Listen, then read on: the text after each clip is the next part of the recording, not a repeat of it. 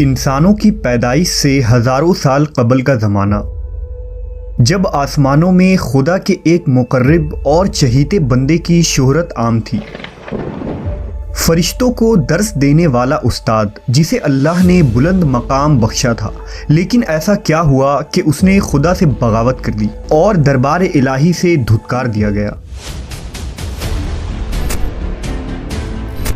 حضرت آدم علیہ السلام کی پیدائش سے قبل آسمانوں پر دو قسم کے مخلوق رہتی تھی، ایک نوری اور دوسری ناری۔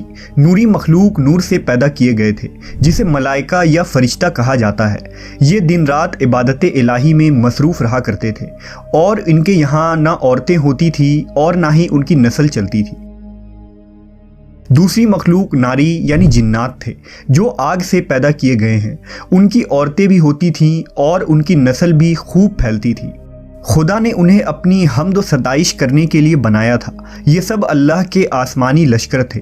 وہ اس مقصد کے لیے بنائے گئے تاکہ اپنے خالق و مالک کو جانیں، اس سے شادمان ہوں، ہمیشہ تک اس کی خدمت اور عبادت کریں۔ ایک مسلمان کے ایمان بالغیب کا تقاضا ہے کہ وہ ان تمام مخلوقات کے بارے میں جو کچھ قرآن و حدیث سے ثابت ہے اس پر بلا کسی کمی و بیشی اور شک کے ایمان لائے۔ انہی مخلوق میں ایک معزز ہستی عزازیل تھا۔ عزازیل کا مطلب ہے خدا کا عزیز۔ اسے اللہ نے دہکتے ہوئے آگ کے شعلوں سے پیدا کیا تھا۔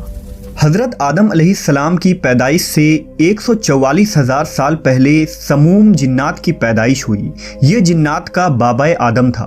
سموم جن کو زمین پر بھیج دیا گیا، جہاں 300 سال گزرنے کے بعد زمین پر اسے اپنی نسل کی جن مخالف ملی، جس سے اس نے شادی کر لی اور وقت گزرنے کے ساتھ کثیر تعداد میں اس کی اولادیں ہوئیں۔ ابتدا میں تو یہ قوم جنات اللہ کے فرما بردار اور اطاعت گزار تھے، لیکن بہت جلد یہ سرکش اور نافرمان ہو گئے۔ جب ان کی بدعمالیوں کی حد پار ہو گئی تو کثیر تعداد میں جنات نے موت کا ذائقہ چکھا اور وہ مر گئے۔ اس دوران جو نیک جنات تھے وہ باقی بچ گئے اور ان کی نسل آگے بڑھی۔ انہی جناتوں میں ایک مشہور جنات جن چلیپا تھا۔ چلیپا کا چہرہ ببر شیر جیسا تھا۔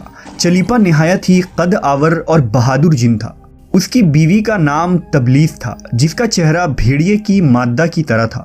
وہ اپنے شوہر کی طرح دلیر اور طاقتور جن تھی۔ اس کی تمام قوم پر اس نے اپنی دھاک بیٹھا رکھی تھی اور قوم کا بچہ بچہ چلیپا کا احترام کیا کرتا تھا۔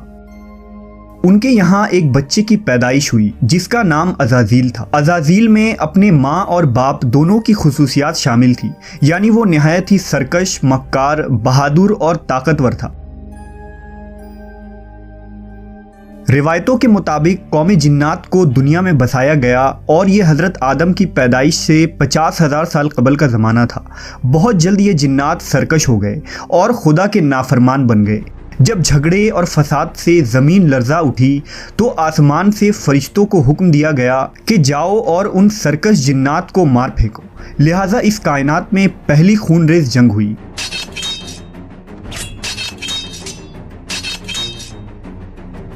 جس میں عزازیل کے ماں باپ یعنی چلیپا اور تبلیس نے بڑی بہادری سے جنگ کی، لیکن فرشتے ان پر غالب آ گئے۔ فرشتوں کا وار ان جناتوں پر اس طرح پڑتا کہ وہ اشک کھا کر گر پڑتے۔ اسی جنگ کے دوران عزازیل کے ماں باپ مارے گئے اور قوم جنات کے سرکش جنوں کو قیدی بنا لیا گیا۔ ان قیدیوں میں شہزادہ عزازیل بھی تھا۔ فرشتے جب اسے بارگاہ الہی میں لائے تو ان کو حکم ہوا کہ عزازیل کی بہترین تربیت کرو۔ چنانچہ فرشتوں نے عزازیل کی تربیت بہترین انداز سے کی۔ عبادت، ریاضت کے طریقے اور آداب سکھائے گئے۔ اس طرح وہ بہت جلد اللہ کا مقرب ترین بندہ بن گیا۔ ایک وقت ایسا آیا کہ عزازیل اللہ کا سب سے چہیتا، عبادت گزار، ریاضت کرنے والا اور زاہد بندہ تھا، جس میں اس کا کوئی ثانی نہ تھا۔ حکمت و دانشوری میں بھی اسے کمال حاصل تھا۔ عزازیل اپنی عبادت و ریاضت کی وجہ سے اس درجے تک پہنچ چکا تھا کہ اسے فرشتوں کا معلم مقرر کر دیا گیا اور آسمان والے اسے عابد کہہ کر پکارنے لگے۔ حضرت کعب بن احبار کا بیان ہے کہ عزازیل 40,000 برس تک جنت کا خزانچی تھا، 80,000 برس تک فرشتوں کا ساتھی رہا، 20,000 سال تک فرشتوں کو واز سناتا رہا۔ جس ممبر پر بیٹھ کر عزازیل فرشتوں کو درس دیا کرتا تھا، اسی ممبر کے نیچے حضرت جبرائیل، میکائیل، اسرافیل اور اسرائیل علیہ السلام بیٹھ کر اس کی درس و تدریس سنا کرتے تھے۔ لیکن اللہ کو بخوبی آگاہی تھی کہ یہ اصل میں لعین ہے اور ایک معین مدت کے بعد ذلیل ہوگا، اور اپنے انجام سے غافل اس عزازیل کا خاتمہ کفر کے حالت میں ہوگا۔ لہٰذا ایک روز عزازیل نے لوح محفوظ کو دیکھا کہ اس میں ایک عبارت تحریر کی گئی ہے جس کے الفاظ تھے کہ میں اللہ کی پناہ مانگتا ہوں شیطان مردود سے۔ اس عبارت کو پڑھتے ہی عزازیل غالباً 2000 سال تک روتا رہا اور بارگاہ الہی میں حاضر ہو کر دریافت کرنے لگا کہ اے رب العالمین، یہ شیطان رجیم کون ہوگا جس سے پناہ مانگی جائے گی؟ اللہ نے عرض کیا، ہمارا ایک ایسا بندہ جسے ہر نعمت سے سرفراز کیا جائے گا مگر ایک حکم نہ ماننے کی وجہ سے وہ مردود ہو جائے گا۔ عزازیل نے خواہش کی کہ میں اس ملعون کو دیکھنا چاہتا ہوں، جس پر اللہ کی جانب سے عرض کیا گیا کہ تو جلد اسے دیکھے گا۔ عزازیل ہر لمحے اس سوچ میں غمگین رہتا کہ آخر وہ ملعون کون ہوگا جو خدا کا حکم ماننے سے انکار کرنے کی جرت کرے گا۔ اس خوف سے وہ مزید عبادت اور توبہ میں مصروف رہنے لگا، یہاں تک کہ ہزاروں سال بیت گئے، جب ایک روز عزازیل کو معلوم ہوا کہ اللہ تعالیٰ ایک نئی مخلوق پیدا فرما رہے ہیں جس کے لیے دنیا کے ہر کونے سے مٹی لائی گئی ہے۔ اللہ تبارک و تعالیٰ نے حضرت آدم کے پتلے کو اپنے دست قدرت سے پیدا فرمایا اور یہ بغیر روح کے 40 سال تک اسی حالت میں پڑا رہا۔ فرشتے جب اس کے پاس سے گزرتے تو گھبرا جاتے، ان میں سب سے زیادہ گھبرانے والا ابلیس تھا۔ یہ اس کے پاس سے گزرتا تو اسے مارتا، جس کی وجہ سے اس جسم سے ایسی آواز نکلتی جیسے کھنکھناتی مٹی کی ٹھیکری سے نکلتی ہے۔ اور پھر وہ دن بھی آ گیا جب رب العالمین نے فرشتوں سے فرمایا کہ میں زمین پر اپنا ایک نائب بنانے لگا ہوں، وہ زمین پر میرے احکام کو نافذ کروائے گا۔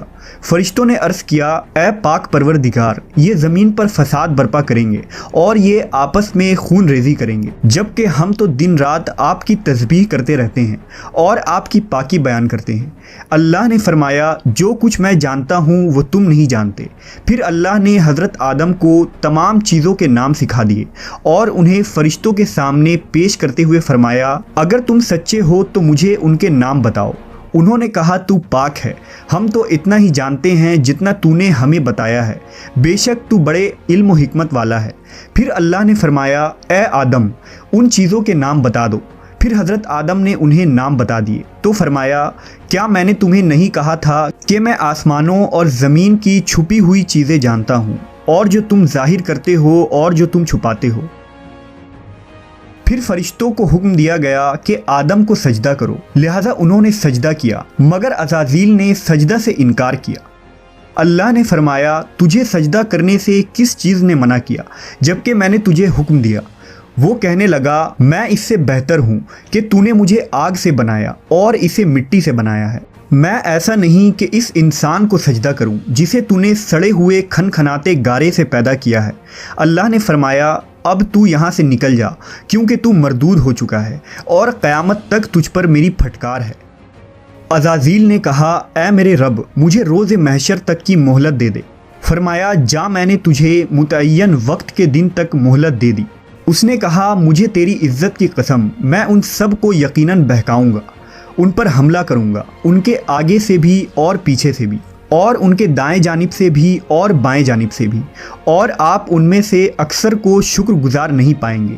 اللہ نے فرمایا، یہاں سے ذلیل و خوار ہو کر نکل جا، ان میں سے جو شخص تیرا کہنا مانے گا میں ان سب سے جہنم کو بھر دوں گا۔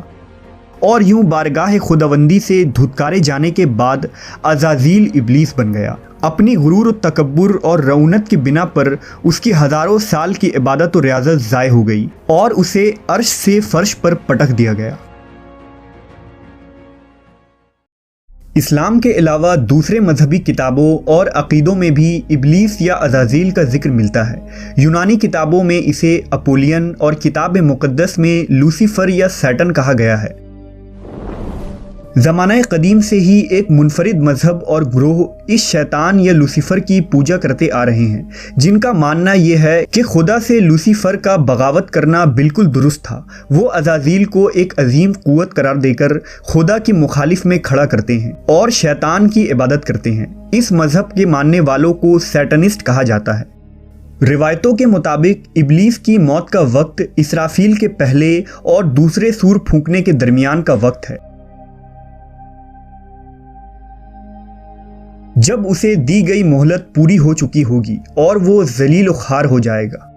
قرآن مجید کے مطابق روز حشر خدا کے فیصلے کے بعد ابلیس اپنے پیروکاروں سے اعلان برات کرتے ہوئے کہے گا کہ تم اپنے گناہوں کے خود ذمہ دار ہو۔ نیز وہ کہے گا کہ خدا نے تمہیں سچا وعدہ دیا تھا اور میں نے جو وعدہ تمہیں دیا تھا میں اس کی مخالفت کرتا ہوں۔ مجھے تم پر کسی قسم کا کوئی تسلط حاصل نہیں تھا سوائے اس کے کہ میں نے تمہیں بلایا اور تم نے میری پکار پر لبیک کہا۔ بس مجھے ملامت نہ کرو، اپنے آپ کو ملامت کرو۔ اب میں تمہارا فریاد رس نہیں ہوں اور نہ تم میری فریاد رس ہو سکتے ہو۔ عزازیل کا حضرت آدم علیہ السلام کو سجدے سے انکار کا جذبہ حسد تھا، جس نے اسے مجبور کیا کہ میری جگہ آدم کو کیوں مل گئی۔ یہ اس کا جذبہ تکبر اور غرور تھا کہ میں سب سے اعلیٰ ہوں۔ یہ صرف اس ایک سجدے کے انکار کی بات نہیں تھی، بات اطاعت سے سرکشی کی تھی۔